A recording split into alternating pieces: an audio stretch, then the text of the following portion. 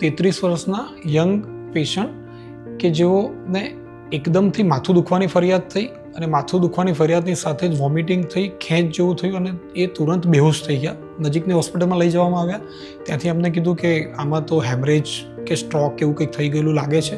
તુરંત જ અમારી હોસ્પિટલમાં એ લોકો લઈ આવ્યા, સીટી સ્કેન કરાવ્યો. તેની અંદર ફેલાયેલું હેમરેજ કે જેને અમે લોકો સબએરેક્નોઇડ હેમરેજ કહીએ છીએ, આ ટાઈપનું હેમરેજ હતું. તુરંત એની આગળના રિપોર્ટ્સની અંદર અમે સીટી સ્કેન દ્વારા એન્જિયોગ્રાફી કરી તો નાના મગજની જે ધોરી નસ હોય એ ફૂલી ગયેલી હતી, ફુગ્ગા જેવી થઈ ગઈ છે, જેને અમે લોકો એન્યુરિઝમ કહેતા હોઈએ છીએ. જનરલી આવા દર્દીઓના જ્યારે લોહીની નસ ફૂલેલી હોય અને એન્યુરિઝમ હોય એના કારણે થતું હેમરેજ લગભગ 15થી 20% વ્યક્તિઓમાં જીવલેણ થતું હોય છે. આ દર્દી જ્યારે આવ્યા ત્યારે જ આ હેમરેજની અસરના કારણે હાર્ટ ઉપર પણ એની અસર થયેલી અને એમનું જે હૃદયના ઇકો કરીએ એની અંદર જે હાર્ટનું પમ્પિંગ છે લગભગ 15-20% જ હતું.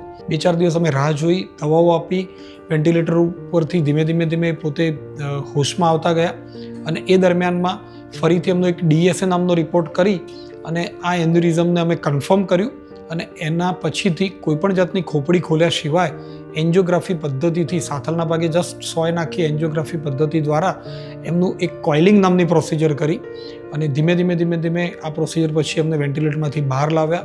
દર્દી એકદમ સંપૂર્ણ સ્વસ્થ થઈ ગયા, આઈસીયુમાંથી વોર્ડમાં લઈ ગયા.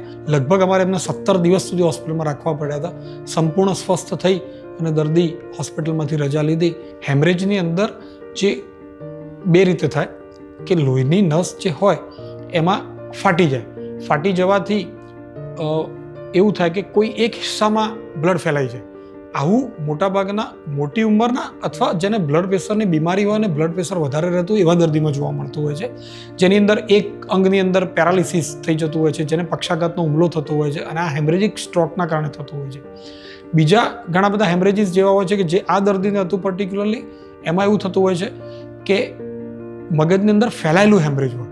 મગજના બધા જ ભાગમાં જે પાણીનું લેયર હોય છે એ લેયરની અંદર હેમરેજ ફેલાય, જેને અમે લોકો સબએરેક્નોઇડ હેમરેજ કહેતા હોઈએ છીએ.